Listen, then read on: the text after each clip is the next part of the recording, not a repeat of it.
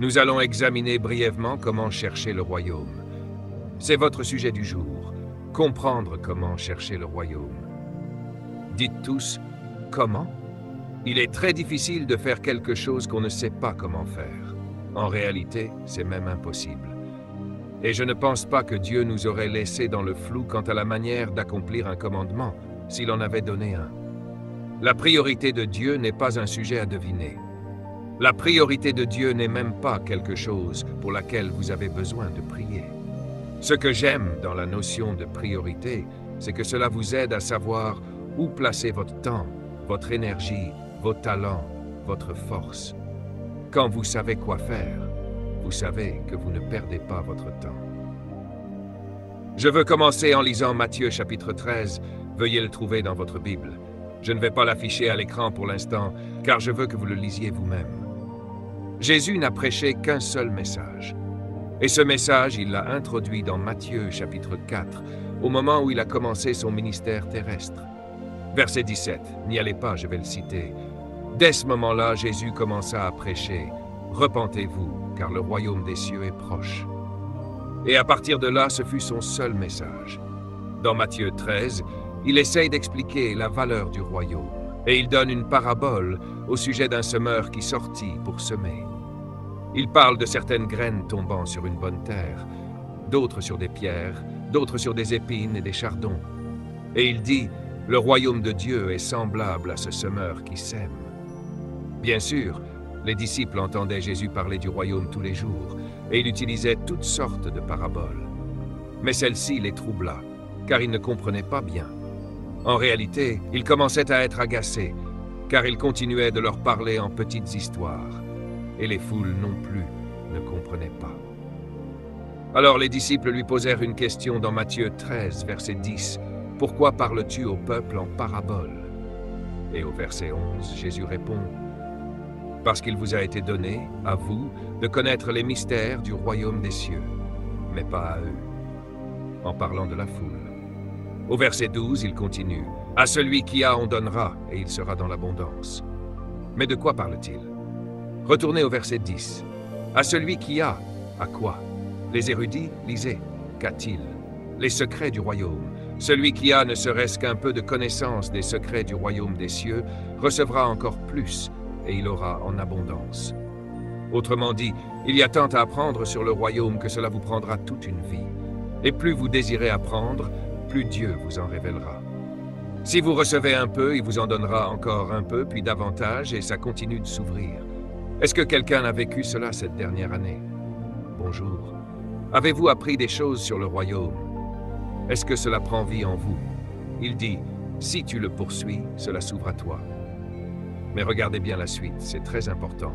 Celui qui n'a pas quoi? La connaissance des secrets du royaume.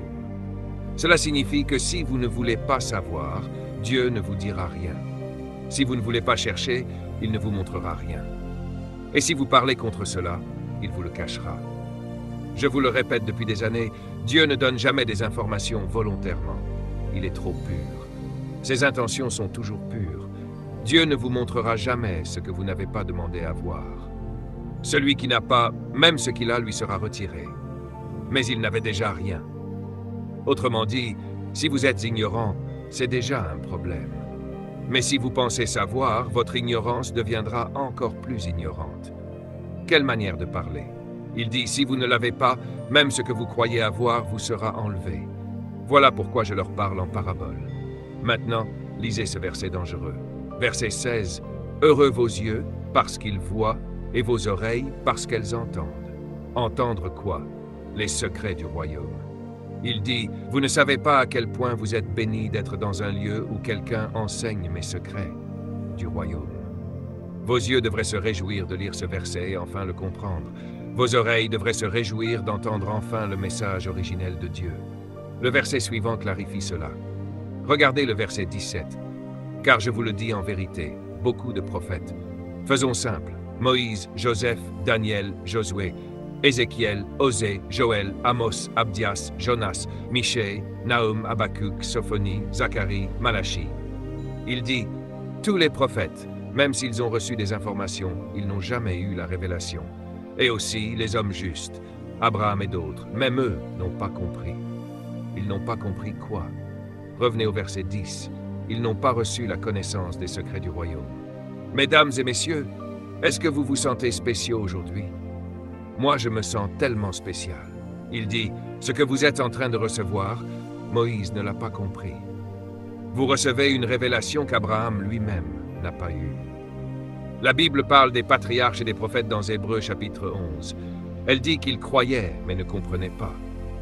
Ils marchaient par la foi sans savoir où ils allaient, ils croyaient simplement, mais ils ne comprenaient pas.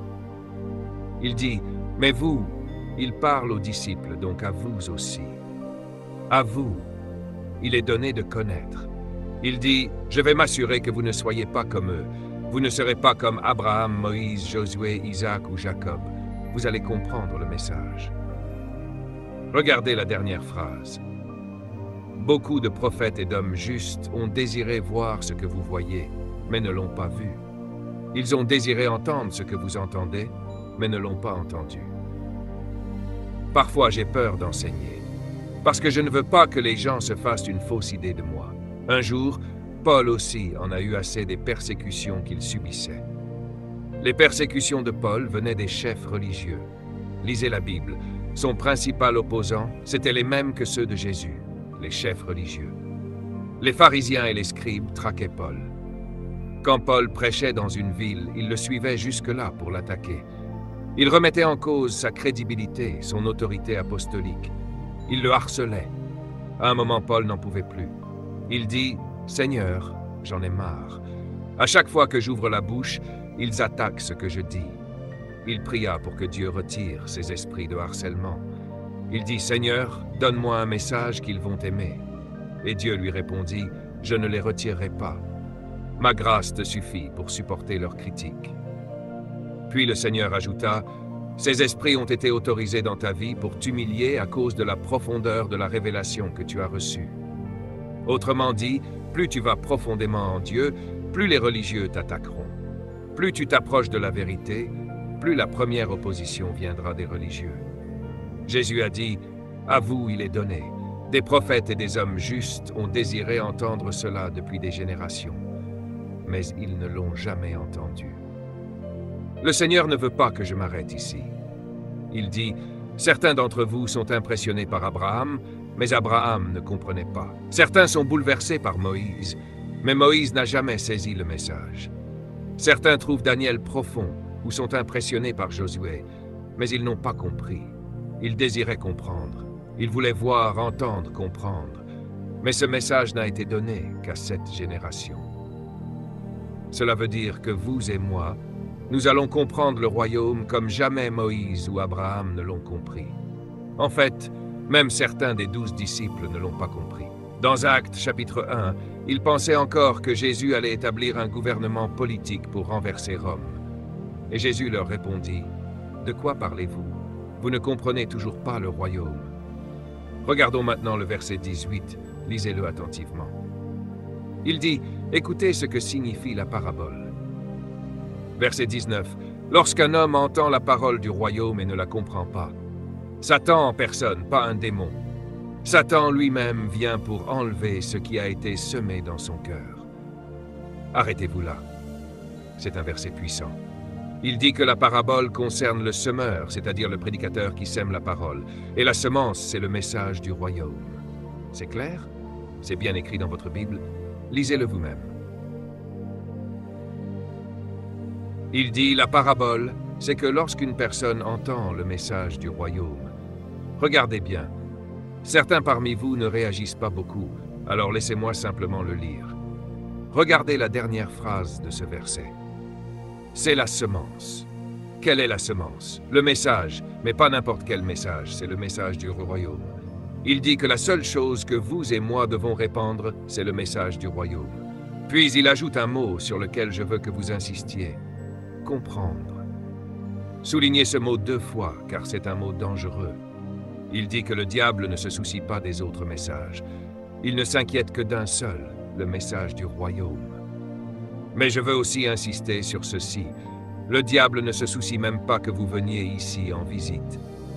Ce qu'il ne veut surtout pas, c'est que vous compreniez. Regardez bien ce que dit le verset. Il dit, tu peux venir, faire un saut ici de temps en temps, visiter, passer. Mais il ne veut pas que tu t'installes et que tu commences à chercher sérieusement. Et le verset dit, s'ils ne comprennent pas pleinement. Autrement dit, dès que tu commences à saisir un peu, le diable quitte l'enfer. Maintenant, vous savez que le diable n'est pas Dieu, n'est-ce pas? Il n'est pas omniprésent. C'est un chérubin au chômage. Il ne peut donc pas être à plusieurs endroits en même temps. Il n'est ni omniscient, ni omniprésent. Alors Jésus dit, tu peux savoir où se trouve généralement le diable. Il est là où les gens reçoivent un certain message. Il vient en personne. Lisez ce verset. Les démons peuvent aller partout pour harceler les gens. Mais Lucifer dit, laissez-moi voir qui enseigne ce message.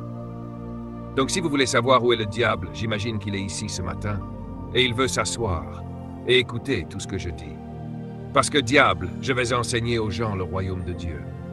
Et la Bible dit qu'il vient pour faire quoi? Pour arracher. Il veut que vous sortiez d'ici en disant « ça n'a aucun sens pour moi ». Je ne sais pas de quoi il parle. Je veux juste entendre un bon message émotionnel. Il ne veut pas que vous compreniez les secrets du royaume. Parce que dès que vous commencez à comprendre, il perd le contrôle sur votre vie. Quelqu'un dit Amen, il a peur que vous compreniez un jour. Il ne se soucie pas que vous receviez un message sur la prospérité, ou la foi, ou la délivrance, ou le baptême, ou le sang, ou même des mots religieux, tant que vous ne comprenez pas le royaume. Tout le monde dit comprendre. Encore une fois, comprendre. Puis à partir du verset 20, Jésus dit qu'il y a 4 types de personnes dans chaque groupe. J'espère qu'il n'y en a qu'un seul type dans cette salle aujourd'hui. Il dit que dans chaque foule à qui l'on enseigne le royaume, il y a 4 types de personnes.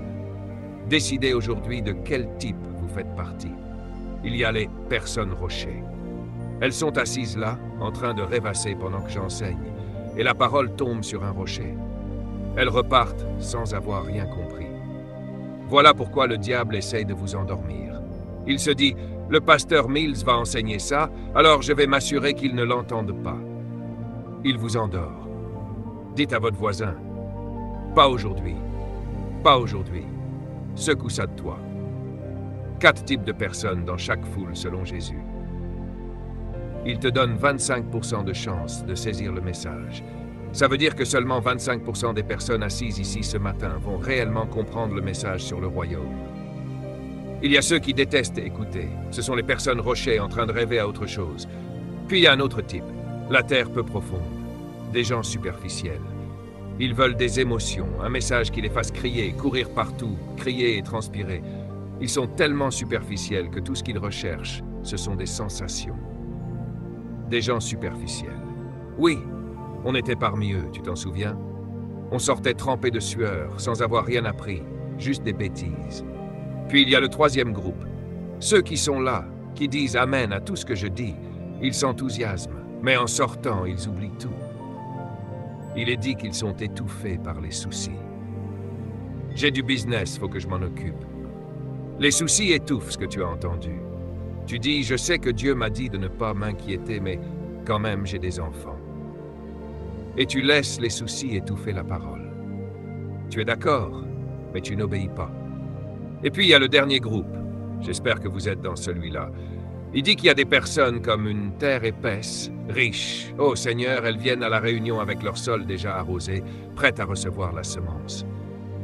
Qui veut faire partie de ce groupe?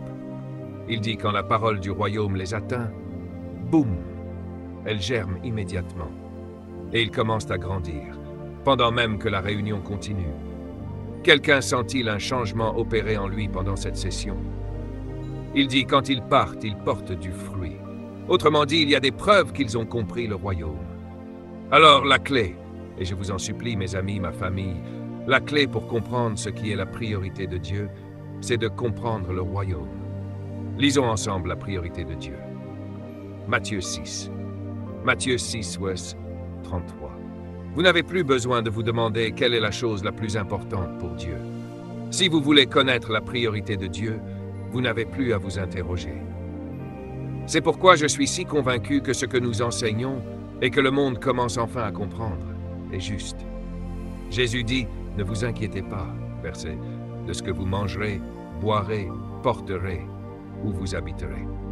Et puis au verset 33, il dit « Cherchez d'abord le royaume de Dieu et sa justice, et toutes ces choses vous seront données en plus. » Gloire à Dieu. Quelqu'un dit « Qu'il me soit ajouté, Seigneur. » C'est une bonne nouvelle. Il dit « Tu n'as pas besoin de chercher plein de choses. Cherche une seule chose. Cherchez d'abord. » D'abord signifie aussi qu'il y a d'autres choses que vous pourriez chercher. Il y a des choses qui rivalisent avec votre attention, votre énergie, vos talents, vos dons, votre passion, votre force. Mais il dit, laisse tout cela de côté et concentre toute ton énergie, ta vision, ta passion sur une seule chose, le royaume. Et tout le reste te sera donné en plus. Écoutez bien ceci, la priorité numéro 1 de Dieu, c'est le royaume d'abord. Souvenez-vous de ce que nous avons appris dans cette série. Priorité signifie les choses à faire en premier. Et la première chose, c'est de chercher le royaume de Dieu. Mais il n'a pas seulement dit en faire une priorité, il a dit qu'il faut chercher. Si tu veux que ce soit en premier, tu dois faire quelque chose pour que ce soit en premier. Le chercher. J'ai fait un peu de recherche sur le mot chercher. Rappelez-vous, chercher d'abord le royaume de Dieu est un commandement divin. Vous n'avez pas le choix si vous êtes son disciple. Quelle est sa priorité? Le royaume d'abord. Quelle est sa priorité? Le royaume d'abord. Dites-le fort. Quelle est sa priorité? Que votre propre cœur l'entende. Quelle est sa priorité? La priorité de Dieu, c'est le royaume d'abord. Donc le premier mot sur lequel je veux me concentrer, c'est « chercher ». Parce que si tu ne sais pas ce que ça signifie, tu ne sauras pas comment le faire. 1. Chercher signifie poursuivre. Tu ne peux pas tomber sur les secrets du royaume de Dieu par hasard. Tu ne peux pas les obtenir par accident. Tu dois les poursuivre. 2. Chercher signifie étudier. Quand j'ai vu ça dans la définition, j'ai été profondément impressionné. Tu ne peux pas juste venir ici une fois par semaine, écouter l'enseignement et espérer comprendre les secrets. Mon travail, c'est de te donner faim, de te donner soif, pour que tu partes pendant la semaine et que tu ouvres ce livre, que tu lances ton seau dans ce puits. Tu dois étudier. Tout le monde dit étudier. C'est pourquoi on vous dit d'acheter les CD et les DVD et d'écouter les enseignements encore et encore, parce que tu ne l'entends jamais vraiment la première fois. 3. Chercher signifie explorer. Celle-là est très importante. Quand tu cherches quelque chose, tu es en train d'explorer. Il dit « Explore d'abord le royaume de Dieu ». Lance-toi dans une aventure. Explore ses montagnes, ses vallées, ses collines, ses rivières, ses forêts, ses océans. Apprends tout sur le gouvernement de Dieu. Explore la législation du royaume.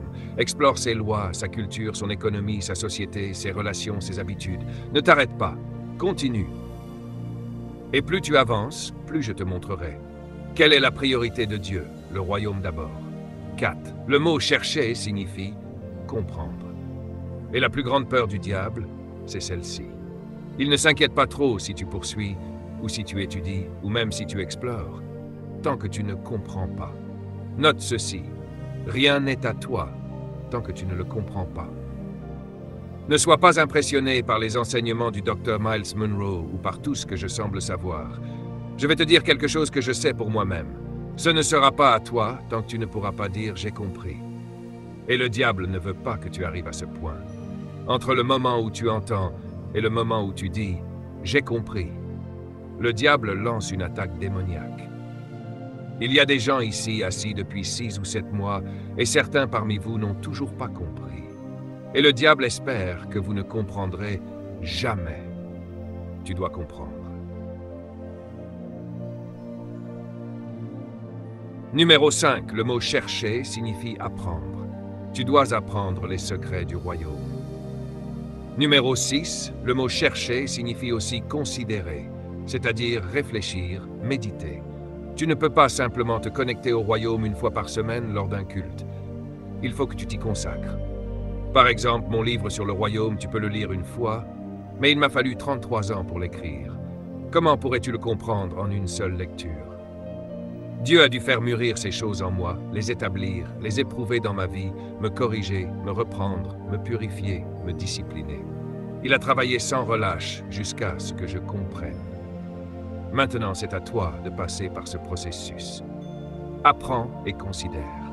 Le mot chercher signifie désirer savoir. Laisse-moi reformuler ce verset pour toi. Mais désire d'abord connaître le royaume de Dieu. Mets ces mots dans une phrase et tu recevras une révélation. Mais poursuis d'abord le royaume. Mais étudie d'abord le royaume. Mais explore d'abord le royaume de Dieu. Mais comprends d'abord le royaume de Dieu.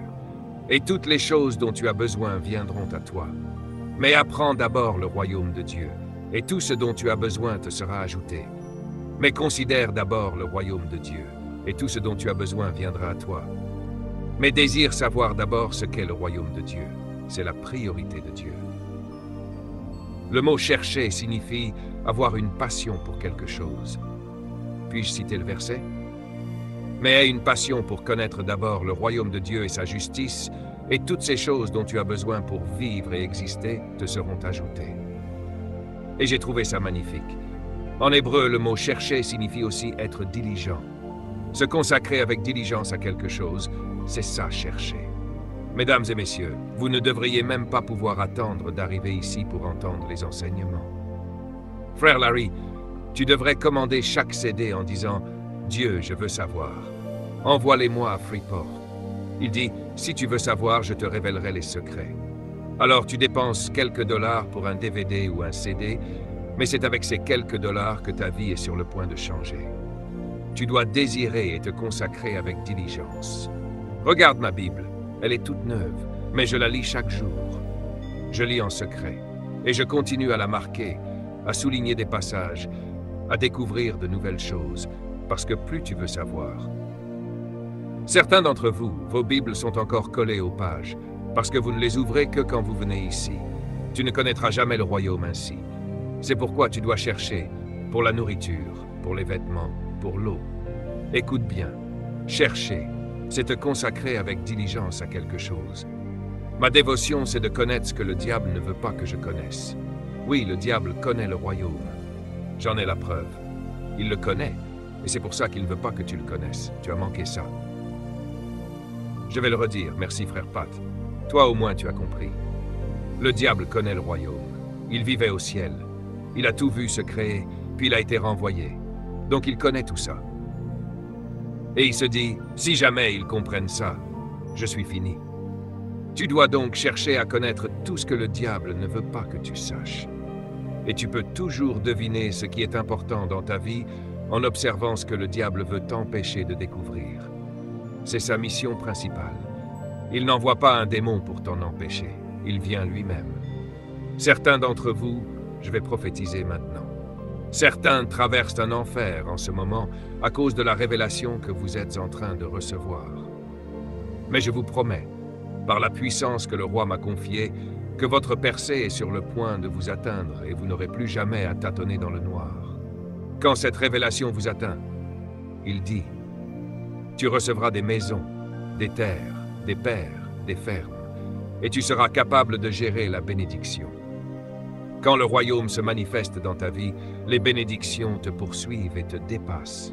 Quelqu'un ici est-il prêt à être dépassé par les bénédictions? Vois-tu, l'attaque est d'abord une tentative du diable de te décourager de poursuivre. Chaque fois qu'il t'attaque, cela signifie que tu es proche. Sois encouragé par l'intensité croissante de ses attaques. Il se trahit lui-même par la pression qu'il exerce. Je parle à quelqu'un ici. Plus il te met la pression, plus cela signifie que tu es proche. Donc, si tu as l'impression d'être au bout du rouleau, c'est que Dieu est sur le point de te lancer une bouée de secours toute neuve, remplie d'air. Le diable ne veut pas que tu ailles plus loin. Il veut que tu abandonnes maintenant. Mais le diable est un menteur. Écoute-moi bien. L'une des plus grandes révélations que j'ai jamais reçues dans ma vie, c'est que le diable est un menteur. C'est la plus grande vérité que tu dois savoir sur lui. Il ment. Et si jamais il te dit que tu ne peux pas faire quelque chose, c'est la preuve que tu peux le faire. Parce qu'il ne peut pas dire la vérité. Tu peux toujours identifier la vérité parce que le diable essaie de te faire croire que tu ne peux pas faire. Jésus a dit qu'il est menteur, le père du mensonge. Et il dit qu'il n'y a aucune vérité dans cet esprit. Cela signifie que si le diable te dit que tu ne seras pas guéri, c'est que ta guérison est en chemin. Peu importe ce qu'il dit, c'est un mensonge. Tu peux dire amen à ça. Il te dit que tu ne pourras pas payer ton prêt hypothécaire. C'est un mensonge. C'est le signe que ce prêt va être remboursé. Il te dit que tu ne retourneras jamais à l'école. Tu sais maintenant que tu vas y retourner. Prépare-toi. Pourquoi? Parce qu'il ne peut pas dire la vérité. Et parfois, il parle à travers des membres de ta famille. Parfois, il utilise ton meilleur ami. Souviens-toi de Pierre et Jésus. Jésus lui a dit, « Pierre, tu es rempli du diable en ce moment. » C'est pourquoi il est important de connaître la parole de Dieu pour pouvoir même reprendre ton meilleur ami. Il lui dit, « Tu ne t'intéresses pas aux choses de Dieu. » Jésus connaissait les choses de Dieu. Alors il dit à Pierre, « Tu es mon ami, mais en ce moment, tu sors d'ici. » Il est impossible que tu échoues. Le diable est un menteur. Écris ceci. Chercher signifie être totalement absorbé par quelque chose. Je ne pense qu'au royaume. Le royaume, le royaume, le royaume. Quand je suis au travail, je me demande comment le royaume voit cela. Quand je prends une douche, comment le royaume prend-il une douche? Quand je mange, comment le royaume mange-t-il? Quand je m'habille, comment le royaume s'habille-t-il? Tu sais que ce petit copain n'est pas du royaume. Tout est une question de royaume. Cela signifie que je suis totalement absorbé par le royaume. Alléluia. L'un de mes fils, lors du banquet des célibataires vendredi soir, une soirée un peu légère, je lui ai posé une question. Je lui ai dit, « Quel genre de femme recherches-tu » Il a répondu, « Une femme qui a le visage du royaume. » Je lui ai dit, « Qu'est-ce qui t'a fait quitter ta dernière copine » Il a dit, « Elle ne connaissait pas le royaume. » Je lui ai dit, « Quelle est la plus grande qualité que tu recherches chez une femme » Il a dit, « Qu'elle aime le royaume. » J'ai dit, « Cet homme est intelligent. Épousez-le maintenant. » C'est ça, être absorbé par le royaume. C'est ce que signifie chercher. Comment le royaume voit-il chaque chose? C'est comme ça que tu gardes ta vie en ordre, le royaume en premier. Je te le dis, mon ami, si tu fais ce que Jésus dit, il fera ce qu'il a promis. Il dit que si tu cherches, alors lui, il ajoute. Tu cherches, il ajoute. Tu continues à chercher, il continue à ajouter. Je vais terminer avec cette liste pour que nous puissions reprendre ici la prochaine fois. Écris bien ceci. Premièrement signifie priorité. Premièrement signifie la chose principale. Il dit « poursuis d'abord ce qui est principal, poursuis en premier ce qui vient en premier ». Premièrement signifie ce qui est avant tout le reste. Premièrement signifie ce qui a le plus de valeur. Cherche ce qui a la plus grande valeur dans ta vie, le royaume de Dieu. Premièrement signifie au-dessus de tout. Cherche avant toute autre chose le royaume et sa justice. Premièrement signifie établir comme priorité. Il dit « établis comme intérêt principal de ta vie le royaume ». Tu cherches, il ajoute. Tu mets le royaume en premier, il te met en premier. Tu fais de lui ta priorité, il fera de toi sa priorité. Je veux prophétiser sur ta vie. Dieu va te surprendre cette année. Tes jours à espérer au hasard une bénédiction sont terminés. Je te le dis.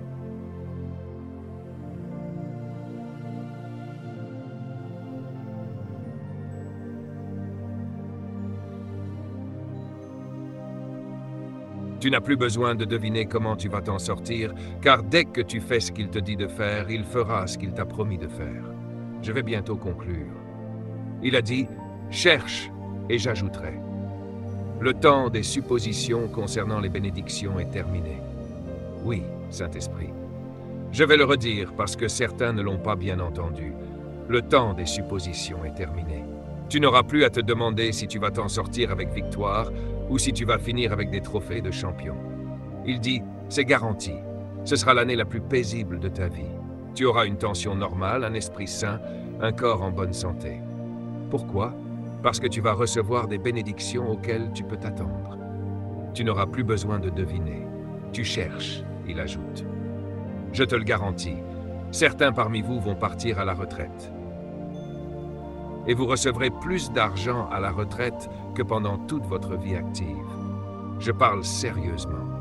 Certains ont travaillé dur toute leur vie, pensant qu'ils avaient atteint le maximum.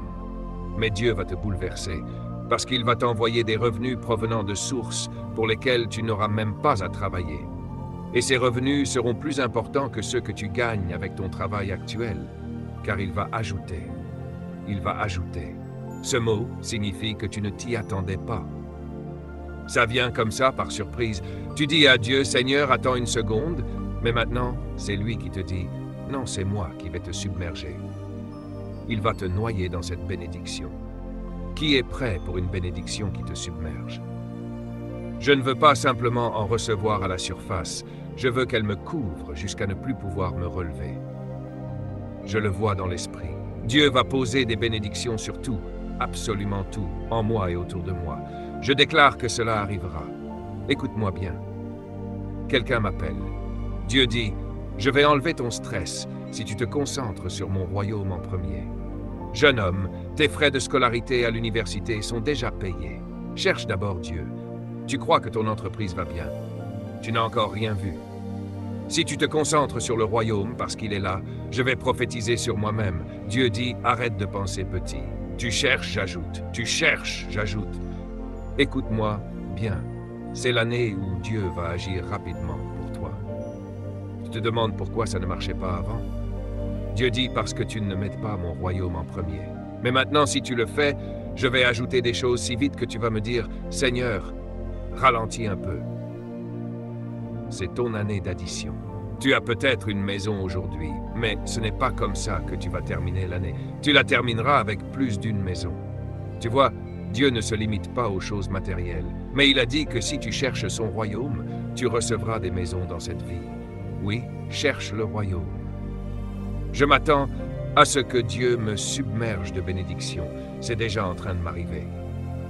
Mais tu ne peux pas laisser ton pasteur chercher le royaume à ta place. Parce que pendant que le pasteur reçoit ses bénédictions, toi, tu risques de rester à côté.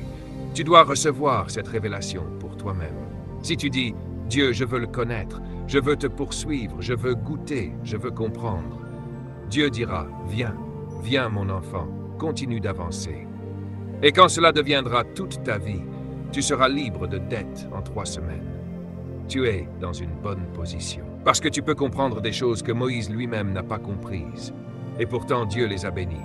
Laisse-moi répéter, si Dieu les a bénis autant alors qu'ils ne comprenaient même pas pleinement, à combien plus forte raison? Ferme ta Bible. Dis à ton voisin, le royaume en premier. Dis-le encore, le royaume en premier. Dis-le à voix haute maintenant, le royaume en premier. Dis à ton voisin, le royaume en premier. Dis-le encore, le royaume en premier. Il n'y a aucun substitut au royaume. Cela coûte cher, mais cela en vaut la peine. Quand je marche à travers la vallée de l'ombre de la mort, je ne crains véritable preuve de la présence du Saint-Esprit dans une vie est la puissance. Votre vie doit être contrôlée par ce qui est bénéfique. Ne pleurons jamais lorsque nous sommes confrontés à des défis.